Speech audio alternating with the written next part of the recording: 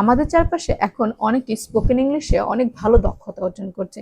আমরাও চাই নিজে নিজে ইভেন ঘরে বসে খুব সহজে স্পোকেন ইংলিশ শিখতে। মাত্র 5টা স্টেপ ফলো করার মাধ্যমে তুমিও খুব সহজে ইংলিশ ল্যাঙ্গুয়েজ শিখতে পারবে।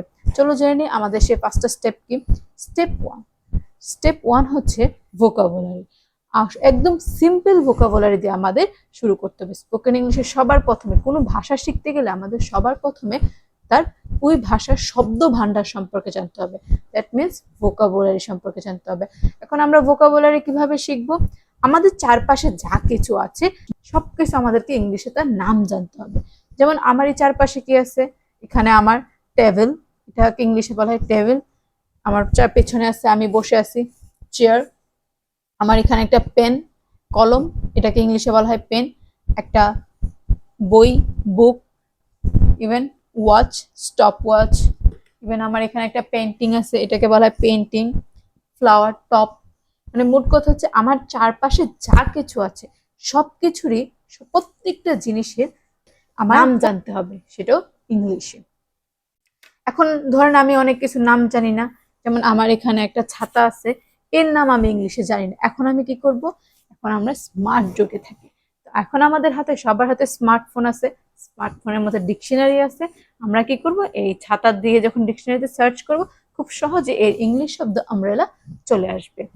তো আমরা এভাবে কি করব? প্রত্যেকটা শব্দের ইংরেজি ভোকাবুলারি বা এই শব্দের অর্থটা জানার চেষ্টা করব। এখন আমাদের স্টেপ 2 হচ্ছে সেন্টেন্স মেকিং। স্টেপ 2 কি? Sentence making. এখন আমাদের কি করতে হবে? অল্প অল্প করে সহজ বাক্য বানানো শুরু করতে হবে। সহজ বাক্য, খুবই সিম্পল বাক্য, ছোট ছোট বাক্য। এর জন্য হয়তো আমাদের কিছু গ্রামার্সের রুলস জানতে হবে, তবে এটা খুবই সিম্পল, খুব বড় কঠিন কিছু না। তবে আমাদের সেকেন্ড স্টেপ হচ্ছে সেন্টেন্স মেকিং, ছোট ছোট বাক্য। যেমন বাক্য কি হইতে পারে? I have a pen, I am sitting here, this book is open, window is close. এইভাবে আমাদের কি করতে হবে? ছোট ছোট বাক্য গঠন করা শিখতে হবে। আমরা প্রতিনিয়ত এটা প্র্যাকটিস করতে পারি। ছোট ছোট বাক্য, খুব যে বড় বাক্য অনেক কিছু জানতে হবে তেমন না। ছোট ছোট বাক্য, জাস্ট ওই আমাদের নর্মাল যে গ্রামার, সাবজেক্ট, ভার্ব, অবজেক্ট, এভাবে ছোট ছোট এই স্ট্রাকচার দিয়ে ছোট ছোট বাক্য আমরা গঠন করা শিখব। আমাদের থার্ড স্টেপ হচ্ছে talk to your self in English. নিজের সাথে নিজের কথা বলতে হবে। এর মানে কি? নিজের সাথে নিজে, আমরা নিজের সাথে নিজে কি কথা বলতে, যে কোনো জিনিস সম্পর্কে আমরা কি করতে পারি? ডিসক্রাইব করতে পারি। Describe things in English. ইংলিশে কি করতে পারি? যেমন আজকে সারাদিন আমি আমার সারাদিনের রুটিনের বর্ণনা করতে পারি। আজকে আমি I wake up early in the morning, I wash my face, then I eat my breakfast, after breakfast I change my cloth. এভাবে কি করতে পারি? আমি সারাদিন কি করলাম তার একটা সিম্পল একটা বর্ণনা আমি আমাকে দিব। তারপরে কোনো কিছু, যেমন এটা হচ্ছে pan, this is the pan, it's very useful thing. ছোট ছোট বাক্য দিয়ে এটা দিয়ে আমি কি করব? ডিসক্রাইব করব, এই জিনিসটার একটা বর্ণনা দিব, আমি নিজের একটা বর্ণনা নিজের কাছে দিব। এভাবে আমাদের কি হবে? বাক্য বানানো এবং আরেকটু বড় বড় বাক্য বানানোটা আমাদের শিখে যাবে। এবং আমাদের স্টেপ 4 হচ্ছে আস্ক ইউরসেলফ এন্ড আদার্স। নিজের সাথে এবং অন্যের সাথে কনভারসেশন করতে হবে। কি করতে হবে? কনভারসেশন করতে হবে। এখন আমাদেরকে অন্যকে প্রশ্ন করতে হবে। মোট কথা আমাদের অন্যের সাথে কথা বলা, সবসময় নিজের সাথে শিখলে তো হবে না, অন্যের সাথে কথা বলো আমাদের কি করতে হবে? শিখতে হবে, জড়তা কাটাতে হবে।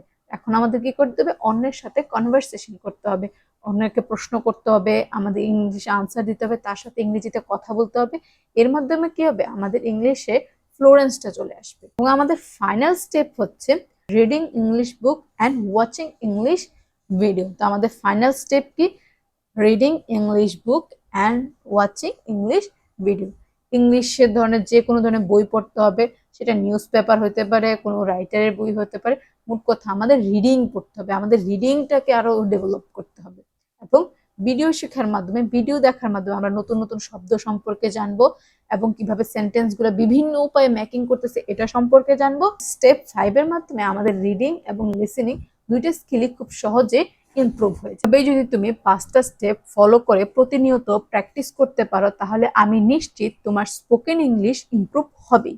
সবসময় don't be afraid of mistake, ভুলকে ভয় পেও না, অ্যান্ড হ্যাভ ফান লার্নিং। শেখার পথে আনন্দ খুঁজে পাও।